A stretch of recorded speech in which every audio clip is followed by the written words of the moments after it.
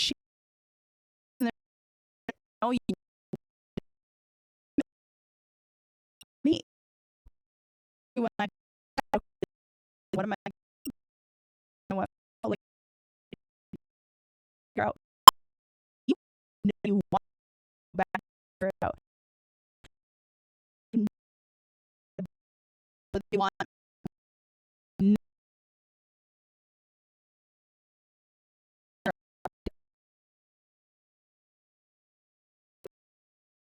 or like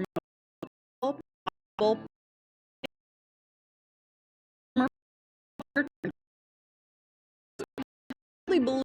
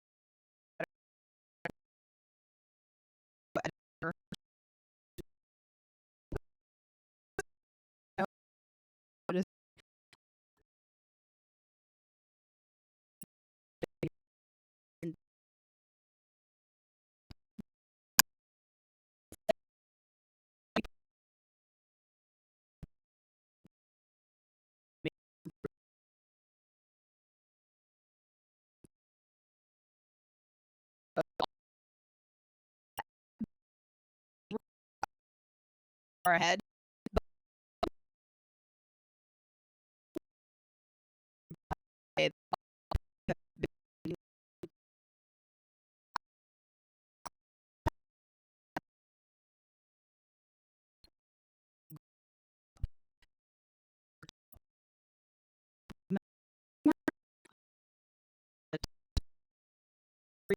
For trying to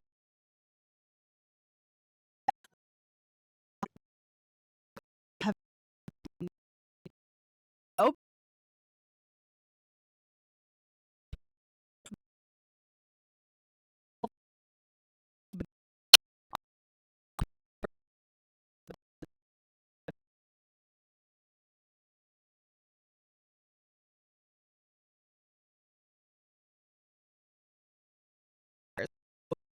I start with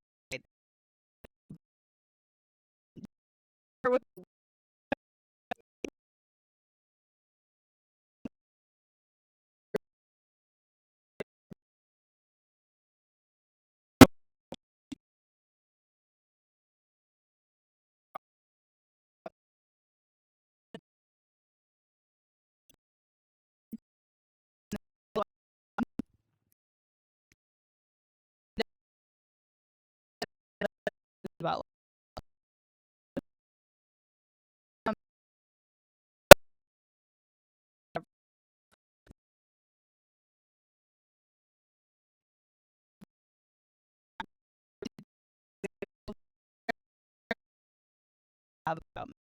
about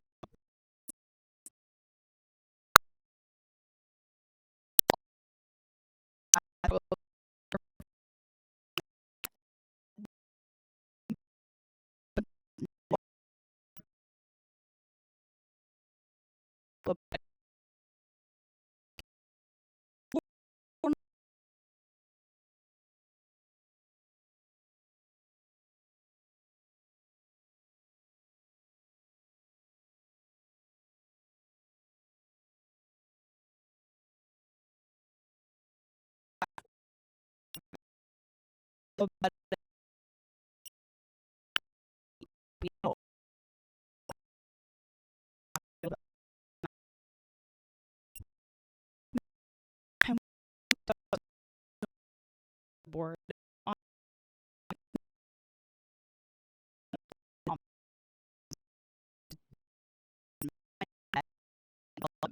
all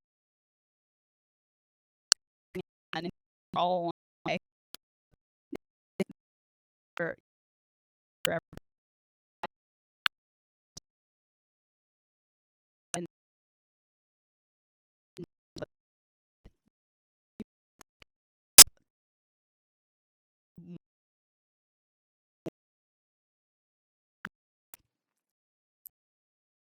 don't make my all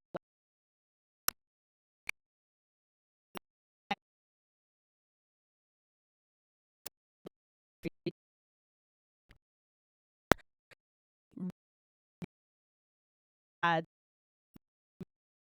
bad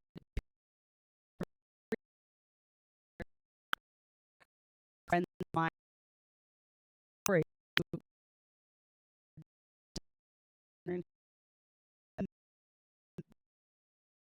we're all so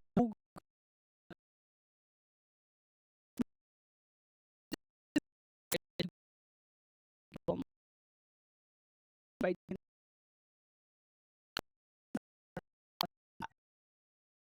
you sharing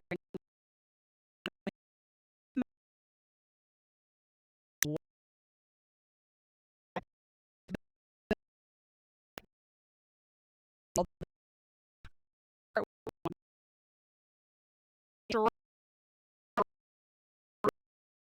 the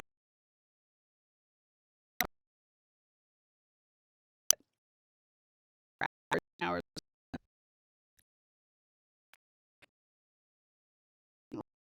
5 hours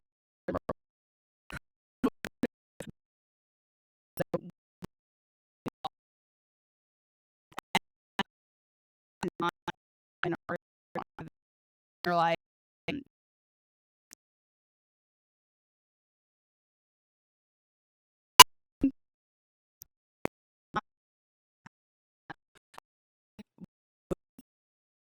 oh,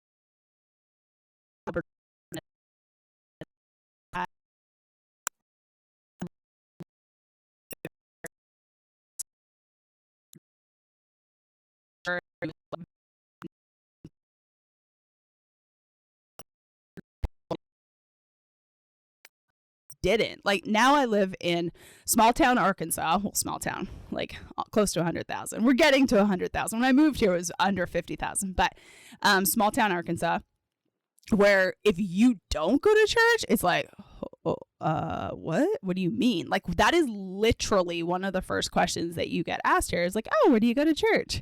And like that was when I met my husband. I swear to God, my mother-in-law, I think, well, at the time she wasn't my mother-in-law, clearly she was just like, I don't even, because she asked me something and I was like, I didn't even know what it meant to be a Christian. Like I really didn't. I was like, yeah, I think so. Like I believe in God. And like that was literally it. And I'm sure at the time that was the start of her really, really liking me. No. But for reals, I just I didn't grow up around it. So I just didn't know. Like I just didn't know. And I didn't think that it was an issue that I didn't know. So when I moved from Edmonton to Arkansas, which is like literally, oil and water, because it's just two different areas. I mean, think about going from a town or city of 1 million. I think it had around 1 million people. Did not grow up around, Southern Bible Belt, moved from there to Arkansas, where there was a church, like literally 5 churches, like no matter what direction you looked in, everyone talked about God, went to church, everything was about, bless you and yes, sir, thank you, ma'am, and all the things. And it was a massive adjustment.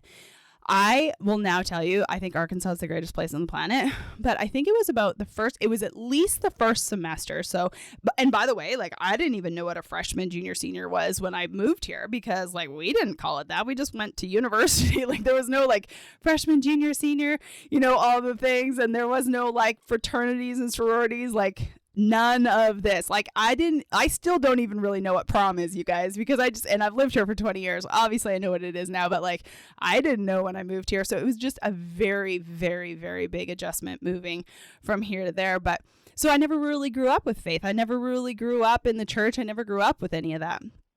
And it wasn't until honestly, like I was well out of college. So, I did 4 years here at, I went to the University of Central Arkansas. So I moved from Edmonton to Arkansas to play college golf. If you didn't know that, I got recruited, both myself and my brother. We moved here in 2002, came down, and I literally never really came into my faith until well after college, probably like 2 or 3 years. And it's so funny. Now she's like literally one of my best friends, but on the golf team, there was one of my girlfriends on the golf team, and it was like she and I were like complete opposite. This woman's never said a cuss word in her life. Let's just say that.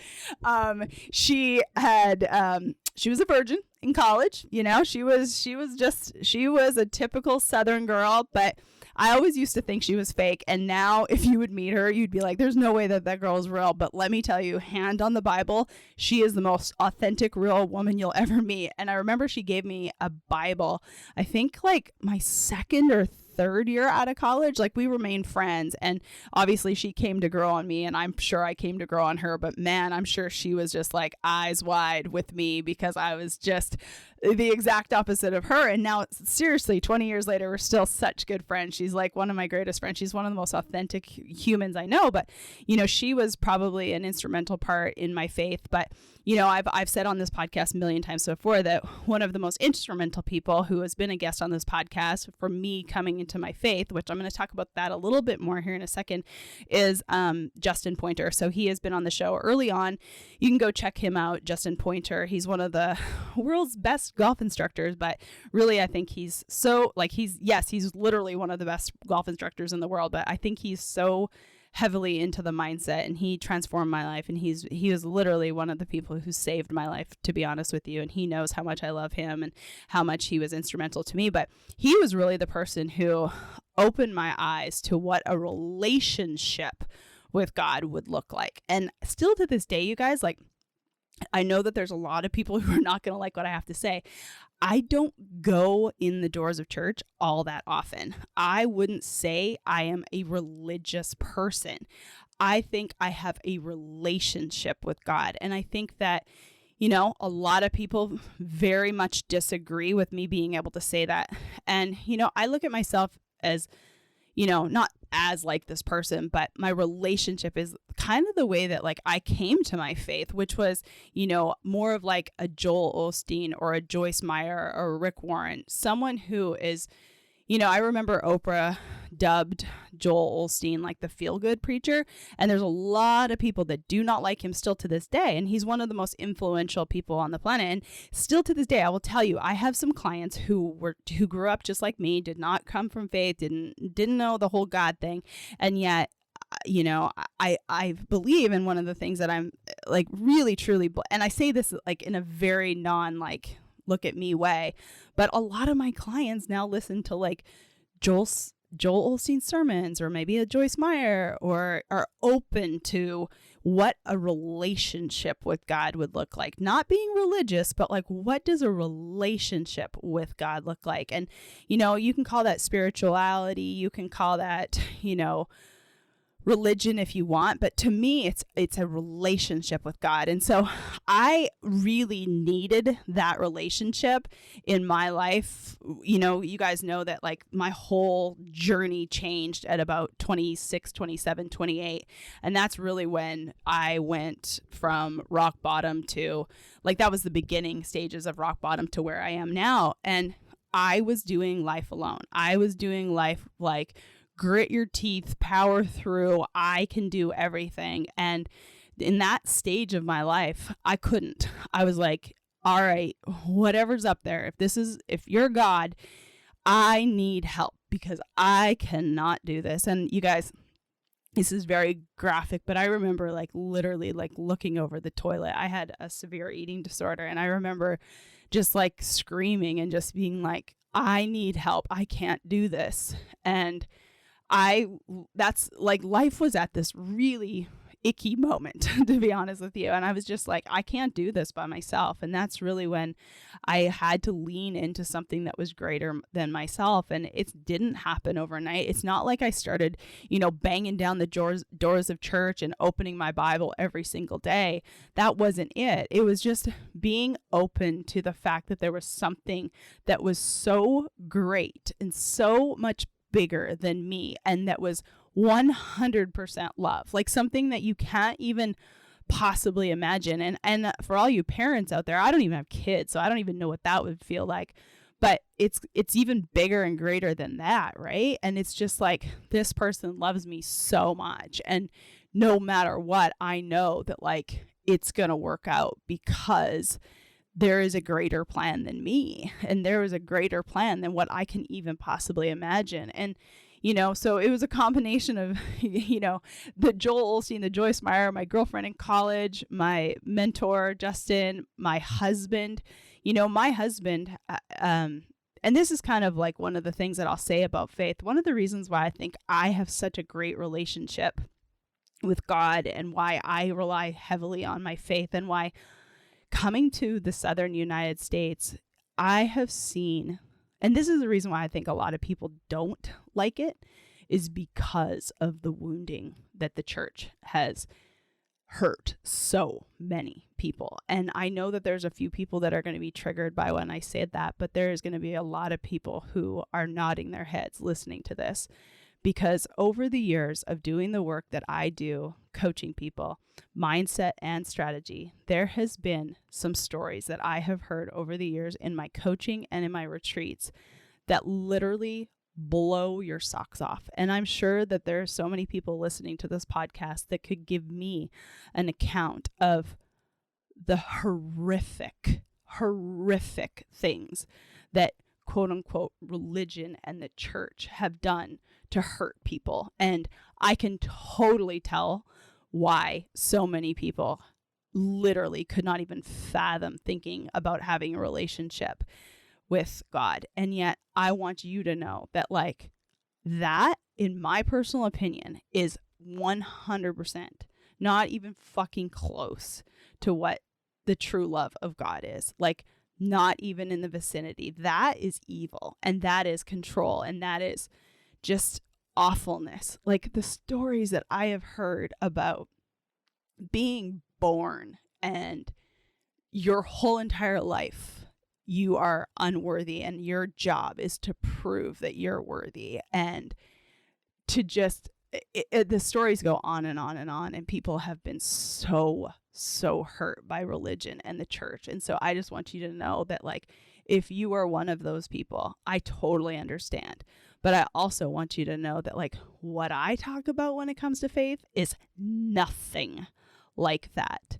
Like the relationship I have with God is like the best friend, the child, the best romantic partner in the world relationship. Like I talk to God all day long. Like this is my relationship with God, is like literally from the second I wake up until the second I go to bed. Like, I talk to him all damn day. I'm like, and I say this like all damn day. Like, he knows that I cuss. Like, he knows I'm not perfect. He knows that I fuck up. He knows that, like, sometimes I'm super pissed and like I yell at him because I'm like so mad because I know that, like, I'm like, why is this happening this way? Or why does this hurt so badly? Like, if you love me so much, why does this hurt so badly? But I also know that, like, he doesn't like that I am hurt. And there's obviously a purpose like, there's obviously a reason for the hurt. There's obviously a grander scheme. And I truly, truly believe that. Like, you know, like I want you to hear like a tangible, like the way that I talk to God. So, like,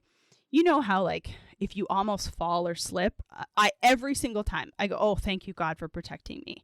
Or if, you know, a car goes through a red light, and this has happened numerous times, I'm just like, thank you, God, for protecting me. Thank you for allowing me to look down at my phone or grab a sip of a drink and I didn't go. Like, thank you for that client that just found me so unexpectedly. Thank you for the marriage that I have. Thank you for the healing that I'm going through. Thank you. Like, just thank you, like, all damn day. Like, I can find the thank yous all day long, but then I can also find, like, I am fucking pissed off and I don't understand why this is happening and I need you to, like, remind me that you're there. And then I'll like find a penny on my walk or something like that, or something will happen that just gives me that little glimpse of hope that I'm like, yeah, I know you're there. I'm sorry I doubted it. Like, let's roll. Let's go, you know? And, like, for me, that's the faith part. And the reason why, like, the 3 pillars of my business are decision, faith, and action, the 3 pillars of the things that I teach, not the business, but the 3 things that I coach on, that I teach on, like, the faith part makes this experience better, especially for those of you and, you know, potential clients of mine and clients of mine who are listening to this. Like, you know that, like, some of this shit is going to be difficult, but the faith part is the part that makes the experience that much better. You can get fuck you wealthy without faith, but it's not as good. It's really not. You can do really bad seasons without faith, but fuck, it's a lot harder. And so, like, that's why I tell you the faith part is so instrumental and so integral. Like, it is just everything. And that's the reason why I preach on it so much. Like, I don't care if it's God for you. I hope that at one point in time it's God for you, because I think it's all the same. But, like, whether it's crystals or woo or manifestation or, like, Buddha, I don't really care, but you have to have that something that makes the experience that much better. You know, I've said it on this podcast. How many episodes have we done? 150 episodes? I probably said it on 100 of them, that I truly, just like from the bottom of my soul, I truly just want you to have a good experience on this planet. You know, the other day, and I could probably get emotional about this, and this is kind of just random, but the other day I was talking to my husband and we were kind of in a tiff about something. And yes, we do fight. We're human. We were in some sort of tiff, and I just looked at him and I said, listen, I've probably done half the amount of time. If I'm lucky, I've done half the amount of time with you. And, like, that makes me so emotional. Like, I probably got at least half the amount of time that I'm going to get with my husband. And I'm like, I'm not fucking wasting it. Like, I'm not getting in a fight with you. And that's true, right? Like, it's true. Like, I've done 20 years with him. I might not get 20 more years. Who knows? Maybe I will. You know, he's a little older than me. If I'm lucky, I might get 30 years with him, 35 years with him. But I'm just not going to waste it. Like, I understand how fast the last 20 years with my husband has been. Like, it is over in a blink of an eye. You know, we've done some awesome, crazy shit. We have gone through some hard times. We have cried, yelled, screamed, punched, flown, traveled, you know, blown it all. Like, we have done some crazy shit. And yet it has gone so fast. And so when I tell you that I don't want you wasting, I don't want you just, like, sitting on the fence and not making a decision, like, that's the reason why I cherish time more than anything else on the planet. Like, time is your most valuable asset, and I don't want you to waste it. And I want you to enjoy the experience of it. Not every day is a great day, but when you do have the faith, it makes it that much better. So that's kind of like my background with faith. I know a lot of people ask, I did not come from the church. I don't consider myself a really religious person, but my relationship with God is fucking good. And it is the best thing ever because it makes my business better. It makes my marriage better. It makes my relationships better. It makes my life that much better. And if you have been one of the people who have been wounded by the church or wounded by religion, like I promise, I am proof. And so many of my clients, I'm thinking of a couple of my clients, obviously I won't tell you who they are, but there's a few of my clients and probably people who have been on this podcast that will tell you it is true and it is possible because they came from horrific wounding in religion and church and like condemnation to literally knowing that it is the greatest source of love that there possibly is. So just be open to it and know that it's possible. And if I can help or point you in the right direction in any way, I mean, obviously all you have to do is reach out because like, I don't want anyone feeling like they can't have that relationship. So that's kind of like the first question I get asked about the faith part. And I really wanted to touch on that because I think it's really important and it's something that I feel like I need to share. And, you know, like that is my version of the story. That is my truth to tell. And if yours is different, then that's totally okay. And there's no shade whatsoever.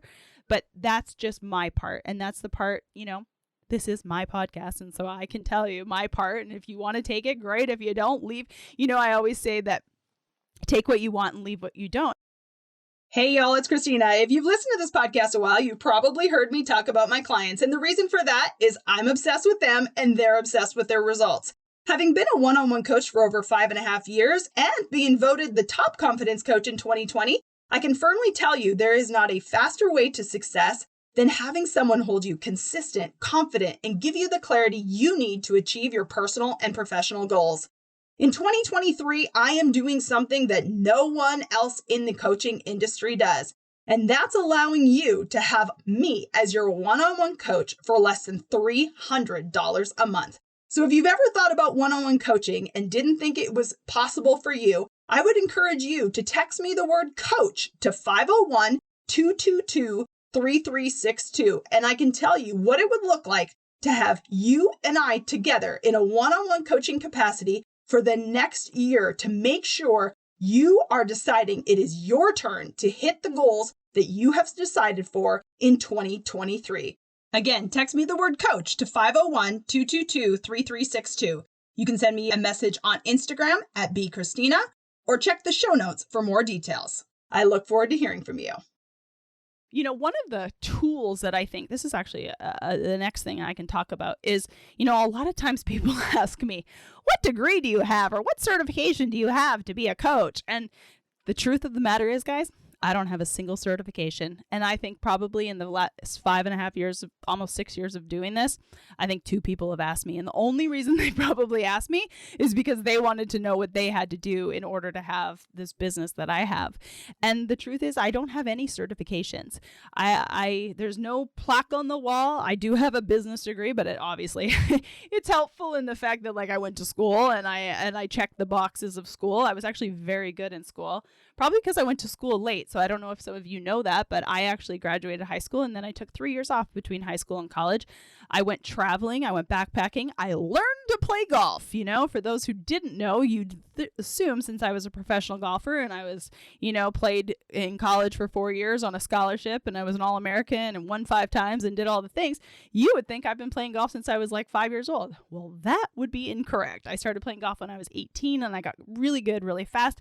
And when I was 18, I think when I was 19, I won the first 3 golf tournaments I ever played in. And then the very next year, I came to college on a full scholarship. So I played 4 years at the University of Central Arkansas. And I went traveling and backpacking and worked and learned to play golf all in the time between high school and college. And I know this is not a very traditional thing to do in the United States of America, but in a lot of different countries it is. And in Canada, it was, you know, it wasn't shunned upon to take a year off between high school and college. In Europe and Australia and all sorts of different countries, people take a lot of time, you know, the gap year. I think some countries even like require it. Ours definitely didn't require it. a lot of people just went straight from high school to college, but I didn't. And I think it was one of the greatest things that I ever did because, first of all, it helped me. I've always been a worker. I've always made money. I mean, I was working for my dad when I was like 5 years old, hunting and selling golf balls. True story. This is like a very bad story for me, but it's one of the best things that probably ever happened to me. I was, I don't know, 7 years old. I used to go hunt golf balls, and my dad had a golf course. And so I got I had my own golf cart by the time I was like 7 for sure. Out on the golf course, mud boots on, going in the bushes. I had a little basket and I'd go collect golf balls.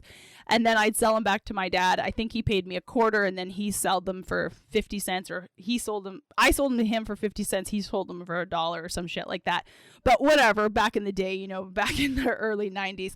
But funny thing was, this isn't funny, this is bad, but we all did stupid shit when we were a kid, but it was one of the best things that I probably did because I got in so much shit that I never did it again.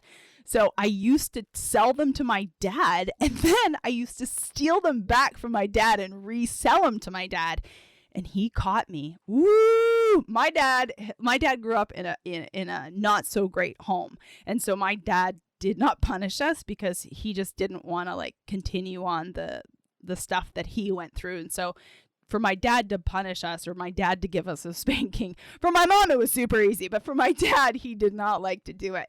And I remember he whooped my ass, and so he should have, but it was one of those things that I thought I was being sneaky. I could get away with it, but it was very helpful to figure out you can't screw the man. And nowadays I think that is really helpful for me because integrity is one of my number one core values. But as a kid, yeah, I got my ass whipped for stealing golf balls from my dad and putting, when you're a kid you go to the convenience store and you put like the 5-cent candies in the bag. Now they're probably 50 cents a candy, but they used to be 5 cents. I was like, they're like, how many do you have? I was like, 5, when I really probably had like 7 or 8. Well, I got caught one time, again, ass whooped. So, there was a few times, but who didn't do that? Like, I mean, as a kid, who didn't try to get away with some shit? You're a kid, but I'm lucky that I had parents who were like, no, that's not going to fly in our family. So you're going to say that you're sorry. You're going to put that shit back and you're going to get punished for that shit. But I think that that's one of the reasons why integrity is now such a big part of my core values. Like if I owe someone $5, I remember this is actually a kind of a little side tangent too. You guys, let me know if you like these podcasts. I know this definitely won't be one of our most downloaded because not everyone wants to hear my random shit, but I want you to know a little bit more about me because I think it's really helpful for you, especially for those of you who listen to this podcast and are on the fence about deciding to work with me. The only thing I do is one-on-one coaching. I do 2-hour intensive sessions. I do my subscription coaching where you can work with me for as little as $279 a month, where you get 6 calls throughout the year to use with me, or you can do 1 call a month for $558, or you can be like one of my VIP clients, my full-time clients, where you get 3 calls a month and you get unlimited 24/7 access to me 365 days a year. And so whether you're on the fence of deciding to work with me, I think it's helpful for you to know like kind of who I am, where I come from, and like what I stand for, because I know that there's a lot of bullshit on the internet, to be honest with you. I think there's a lot of people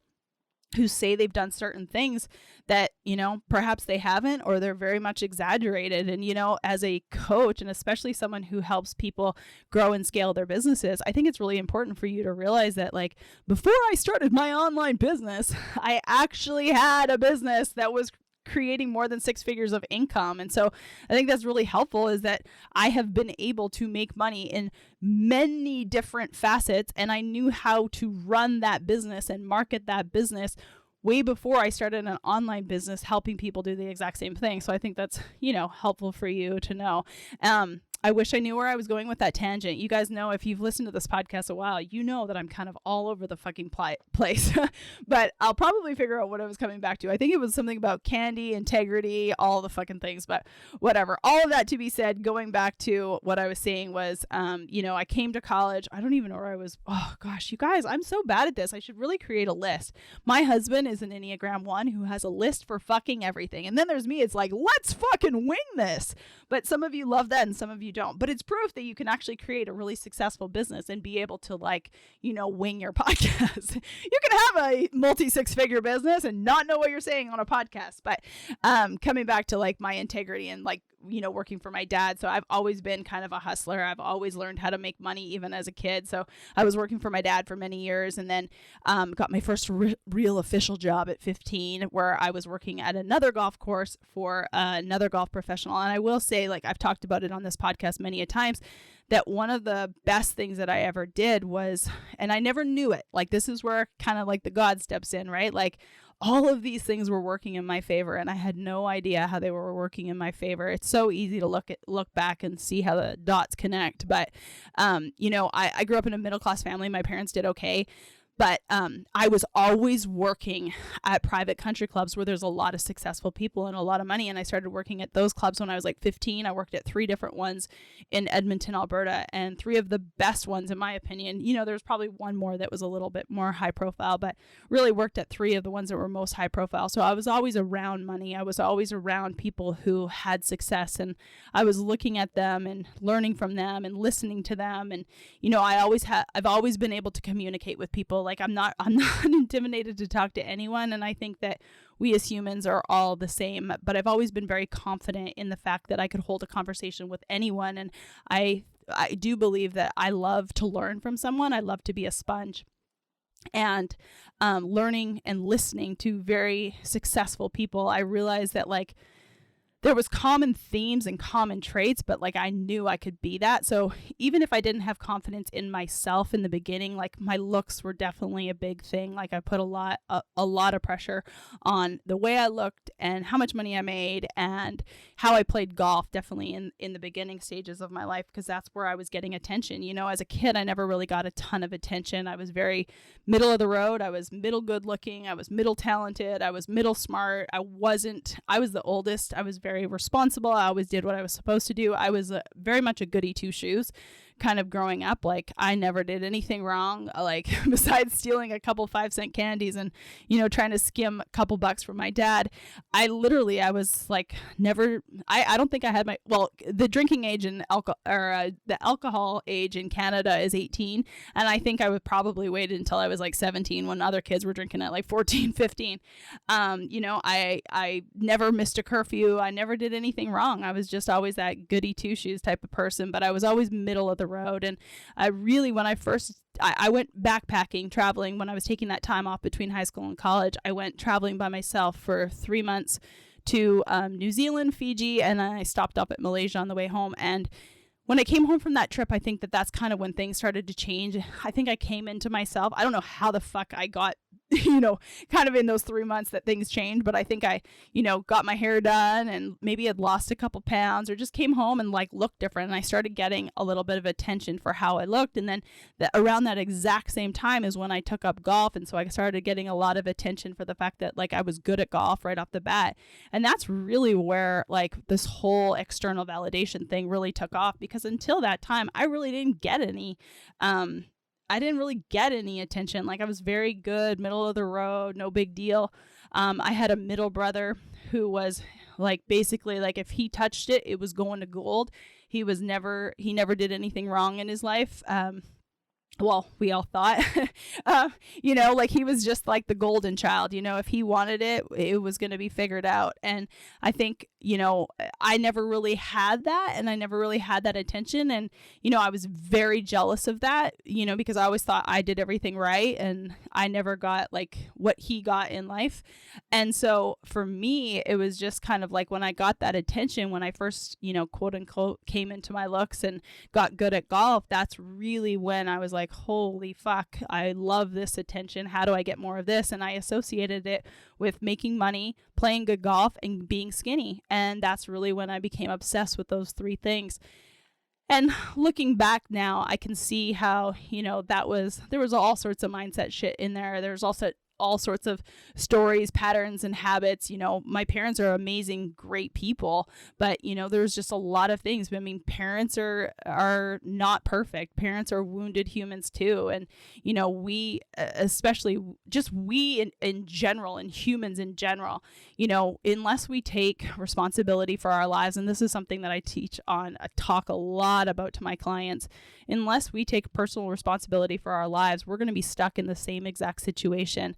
that, perhaps our parents or our family was in. And so if you want your life to be different, you have to take responsibility for that. And so I never really learned this until I was like at my kind of rock bottom, 26, 27, 28, where I was like, holy fuck, I have the power to decide it's my turn. I have the power to change my life. I have the power to decide what is true and real for me, what I want to be true and real for me. And that's really when everything changed for me. And also at the same time, very coincidentally, that's really when I found my faith. And so that to me is like where the big shift came. And, one of the things, now I know what I was going to say back when I was thinking about what was I talking about, that certification, right?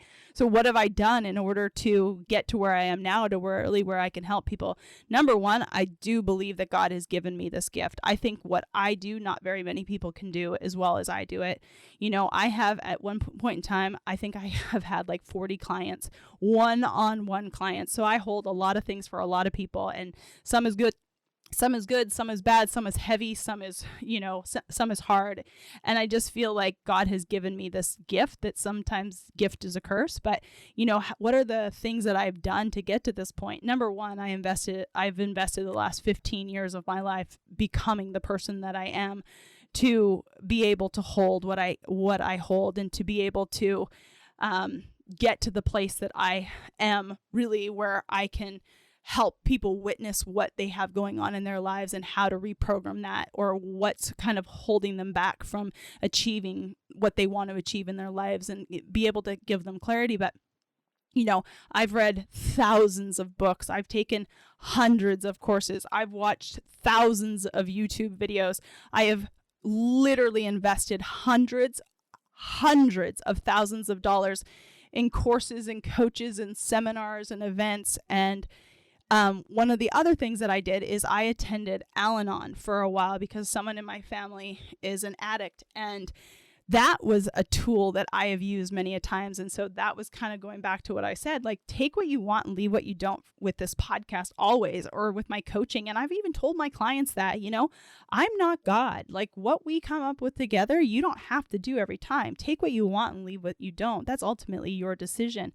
But I do think that was a really good tool for me as well. I think I attended meetings for almost 2 years, I'd say, and it served me for the time that I was there. I don't attend them anymore. I don't feel like I have the need to. Another amazing tool is the holistic psychologist. I followed Nicole. One of my girlfriends told me about Nicole years ago. So Nicole LaPera, the holistic psychologist, I followed her back when she had like maybe 100,000 followers, not, the 50 million or whatever she has now. And so I definitely witnessed and watched and learned a lot of the things that she did. I went to therapy for a while, and, I think I had I don't think he was actually a licensed therapist. I think he was someone appointed by the church. Nathan and I were using him because, yes, we have been to marriage therapy, or what is that called? Marriage counseling or whatever, in the beginning of our marriage, the first couple of years of our marriage. So we've only been married 11 years. We've been together 19 years. I think 19 years. What year is it? 2003. Yeah, it'll be 20 years this fall.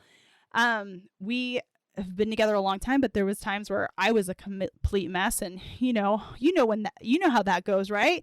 So you're a mess, but you blame everyone else around you. Yes, that was me for a while. And so we went to therapy together, and then I was seeing this guy outside of it.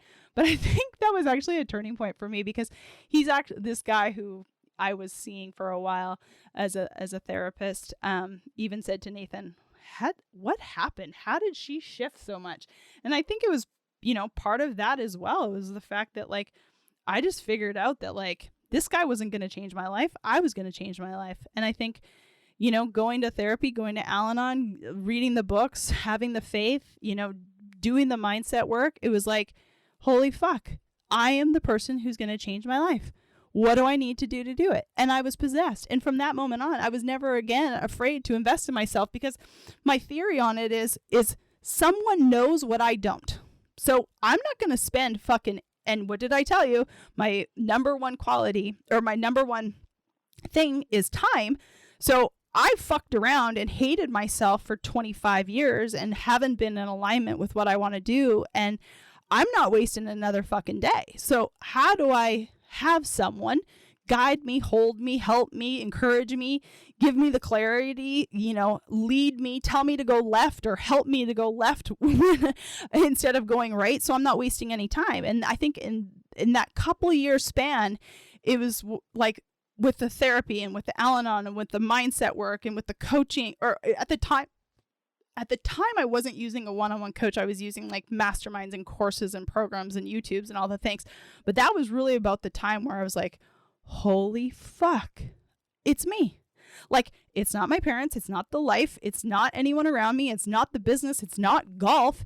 It's not, family members. It's fucking me. And that was literally probably like the golden key that I needed to go, it's me. I have the power to decide it's my turn. I have the power to decide how my life was going to go. And, I was actually doing a live with one of my clients today, and I was talking about how, really self-development saved my marriage. And I do believe I have one of the greatest marriages ever. I have a husband who I love and adore, and we've been together almost 20 years now. But I will tell you, self-development and mindset work and confidence and deciding it was my turn ultimately probably saved my marriage. I'm not telling you we wouldn't have been together today. And like, we never mentioned divorce or anything like that, but we never got along the way that we get along. But it was me. Like, it was me having to take responsibility for my life. Like, he was not going to make me happy. He was not going to like check every box. He couldn't be everything for me. I had to make myself whole, and I had to make myself happy. And like, it wasn't my parents' fault. It wasn't, my brother's fault. It wasn't golf's fault. It was nobody's fault. I just had to take responsibility. And yeah, there's been shitty things that have happened, and there's been things that, you wish were different, but ultimately, like, it was up to me. And so that's really when I just decided, okay, this is up to me. What am I going to do about it? And that's really when I went full out. Like, I wasn't afraid to spend anything. I would figure out fucking anything. When you guys know you want something so bad, you figure it out. It's like that parent who knows that, like, from the bottom of their core, they want, if you got not a pot to piss in, but you want to take your kid to Disney, guess what? You're going to figure out how to do it. Like, you really are. If you're a person who wants that Louis Vuitton bag so bad that it like literally makes you cry, you're going to figure out how to fucking do it. And those are the people that I love actually working with right now, because those are the people who have the best results. The people who are like, figure it out no matter what. I remember over the years, oh my God, I have had people sell handbags. I have had people put the full thing on credit cards. Like, whether you agree with that or you don't, I think that that's something called good debt. There's good debt and there's bad debt. And in my personal opinion, if you're investing in yourself and you know that you are going to come out better on the other side and figure things out faster, and you're going to become more confident, then that's good debt. Like, I can't tell you where you should get your money or how you should get your money or spend it, but we've all had to do certain things in life in order to get what we want. And I'll promise you, when you want it bad enough, and I wanted it bad, like, I wanted it so bad that I would cut off my arm in the beginning stages, because I knew that I never wanted to be in that situation again. I knew I wanted to be successful. I knew I wanted to be happy, and I was going to figure out whatever the fuck it took to get it. And sure enough, I've gotten it. It's honest to God, like, it's so much work, and yet it's the best work you'll ever do. It is literally the best work you'll ever do. I remember my current therapist now. Yes, I still go to therapy. Yes, I still have a coach. Yes, I still do all of the self-development shit, because it's just, it's a part of my life. It's like, for people who go to the gym, it's a part of your life. For people who eat healthy, it's a part of your life. For people who make time for prayer, meditation, spirituality, whatever, it's part of your life. And so for me, having accountability, having coaching, having therapy, having all the things is a part of my life. But even still, my therapist right now, she was trying to explain to someone else that I had a therapy session with another member of my family, and she was trying to explain to me that the way that I think about self-development is the way that some people describe the crazy CrossFitter. You know how those crazy CrossFitters are like, CrossFit will change your fucking life. That's the way I feel about mindset work and coaching. And sometimes people just don't feel that way. And so if you are a person, it's weird. I don't think you're probably a person who doesn't feel that way if you're listening to this podcast, especially this podcast that really is just specifically about kind of like my story and how I got to where I am today. So if you are one of my loyal listeners, you probably actually think about the same, about the work that I do. the work that we do is because it is so fucking good and it'll change your life. And I am that crazy CrossFitter when it comes to, self-development, coaching, and all of the things. Mindset work, I just think, is everything. People always ask me, what do you do? What do you do? And I tell people all the time, I truly believe that I just help you live your God-given purpose. I allow you to have more joy in your life. I allow you to be more confident and make more fucking money. And I do it through decision, faith, and action. And the two things that I teach all the time are the strategy and the mindset. You are not getting to where I am without strategy and without mindset. You are not getting way above me. I have clients who have a way more abundant life than I do. Way more abundant, way more money. And they don't do it without mindset and strategy. It is fucking both. You can mindset your way to a lot of things, but unless you have the strategy and to make things simpler, easier, less overwhelming. One of my great clients right now, multi seven figure. She's one of my newer clients, multi seven figure business. She doesn't have the systems and the strategies to really get to the next level. And that's really what we're working on. If to make life easier, you need things that make life easier. You need strategies. You need implementation. You need things that systemize. And if you don't have that, you can get to $1 million without that. It's hard to go much beyond that without some good strategies and some good systems and, EOS and all of the things. It's hard. And you can get to, 7 figures without doing a lot of mindset work, but fuck, it's going to be hard. I promise you. I personally believe if you aren't growing as a human, it's going to be really hard to grow your business because there's always going to be limitations. There's always going to be setbacks. There's always going to be things that are going to hold you back. I believe it to my core. And so, I know that there's a lot of people out there that would disagree with me, and maybe you're one of them. Feel free to reach out to me. We can, go back and forth about it, and I might eat my words, but I'll be honest, it makes the experience that much better, that much easier, that much more seamless when you have the mindset, when you're continuing to work on yourself. It makes the experience that much fucking better. I've had clients who have made multiple 7 figures, but fucking hated their life. People around them hated them. It's just not worth it. It literally is not worth it. So, I'm going to forever say that that's what I do. The decision, faith, and action, the strategy and the mindset. It's always going to be both because I want you to have an amazing life. So, this was a lot. This was just me talking about, the faith part, my growing up, how I got to where I am. I just think, golf, travel, working, my faith, those are the main things about me that people ask all the time, the golf thing. Why did I not stick with golf? Because I wasn't meant to do golf. I was meant to play golf just for fun and for the connections, but golf really wasn't for me. Golf was just, part of my path to get me to where I am today. And who knows what the next part of the path is going to be. And I hope that you guys have enjoyed this. Please feel free to text me at 501-222-3362. If you have any questions for me, I am an open book. I try to be an open book, but if you have any questions, any comments, if you are kind of in a crossroad right now in your life, in your decision, in your business, I am always happy to help. I only have very, very few spots. I think I'll take one more full-time one-on-one client this year. Once a month, I do an intensive session, so I'm booked out. I don't know when this podcast is coming out, but we're recording this podcast in March. I think I'm booked through my intensive sessions through May. I have a couple of coaching memberships yet left, so if you want to work with me for a year, 1 call a month, or 2 calls a month, you can do that. You guys can message me. All of that information is on my new website, which I'm so excited about, ChristinaLeCure.com. LECUYER.com. It's all in the show notes. Yes, that's the reason why, one of the reasons why I go by B Christina, because let's be honest, LeCure is very hard to say. I do have another last name, but I don't use it publicly very often. Nathan calls LeCure my stage name. But when I played golf for years, I was known as Christina LeCure, and that's my maiden name. So that's what I still go by.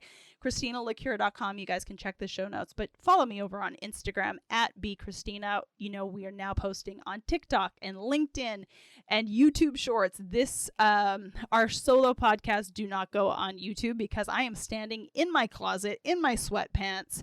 And this is just not a sight to see, even though I do show up like this on social media. So I don't know why I couldn't film it. I probably could. But all of that to be said, you guys, I really do this because I want to serve you. I really do this because I want to help you. Yes, I make good money, but I tell people all the time, your money's not changing my life, but it 100% could change yours. And it all starts with a decision. You guys, thank you for sharing this. Thank you for being here. I just appreciate you so, so much.